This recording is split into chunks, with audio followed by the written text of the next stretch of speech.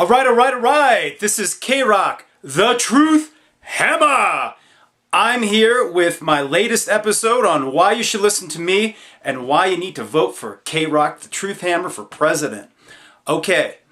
When I was in the Marine Corps boot camp at Officer Candidate School in Quantico, Virginia, the first thing that they taught me to achieve victory, that you need to do four things. And we are at war right now. Most people wouldn't understand that, but I want you to recognize that we are at war. We are being warred upon, but most people don't understand the nature of the enemy, and they don't even know who the enemy is. And the reason they don't is because the enemy has control of our media and our educational systems, and they've had that for at least 100 years. So, the steps on achieving victory over any enemy are, number one, identify the enemy. You have to identify the enemy. Number two is you locate, 3, close, and 4, engage. So let's skip 2, 3, and 4 until we do number one. Number one is identify the enemy. So what is everyone telling you right now who the enemy is? Well, if you listen to the mainstream media, regular TV, they'll say that it's, the politicians. Well, the politicians aren't in charge, so let's forget that. If you listen to the Occupy Wall Street people, they are at the leadership side. They are controlled by the bankers at the leadership side, not the people on the street. They will say that it's capitalism. Well, that's not the case because we don't have capitalism right now. If you ask the Tea Party and the Glenn Beckers, they'll say it's socialism and socialists. Well, the socialists aren't in charge because Obama's not a socialist, he's a fascist. The fascists are in charge, so that partially is the enemy. And if you listen to the Ron Paul people, they will say the enemy is the Federal Reserve and paper money. Well, let's burrow a little deeper into those couple of ideas. Well, if it was paper money, how did the bankers bankrupt the United States in 1933 when we were on gold and silver? How did they achieve panics in 1883, 1907, and 1921, and 1929, all of the while we are on the Rothschilds' gold and silver system? Well, they keep using the patsy of technology. Paper is just technology, as is digital money. So you got to think along those lines. Think of airline tickets.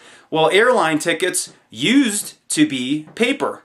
Well, then more technology came along and now they're digital. Well, does that mean we couldn't go, that digital tickets are corrupt or whatever? It's just technology. As long as somebody isn't making too many of them, they still work perfectly fine, correct? Well, I would want to give the idea that's the exact same thing with our monetary system.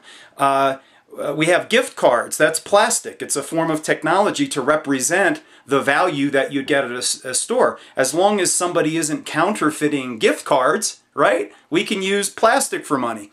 It's a representation. It doesn't have to be gold and silver. But the reason why the Mises Group and all of them, they are giving you the canard. That's a military term.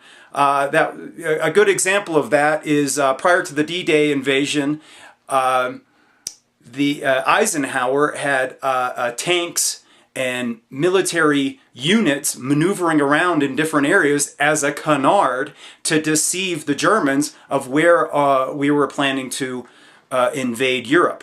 That's a canard. Well, I'm telling you, the Mises people, even though they're in the Fed, they are initiating a canard of paper money and the Federal Reserve.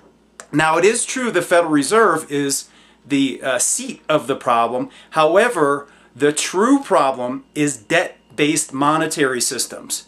Gold and silver, because the United States lacks it, is borrowed into circulation. This is an unsustainable situation, the same way that a Ponzi is unsustainable. And the way that works is there's always more money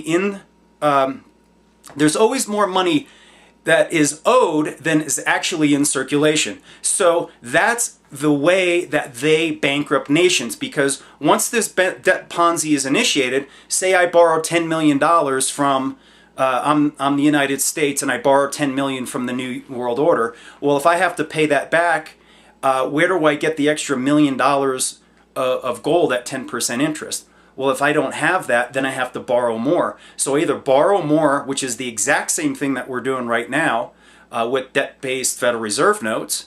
That is the real problem. So you either borrow more, or if they won't loan you more, then you have a collapse, and then they repossess stuff. And that's exactly what happened to the United States in 1933. They bankrupted the United States on a gold and silver system, and that is the real government of the United States.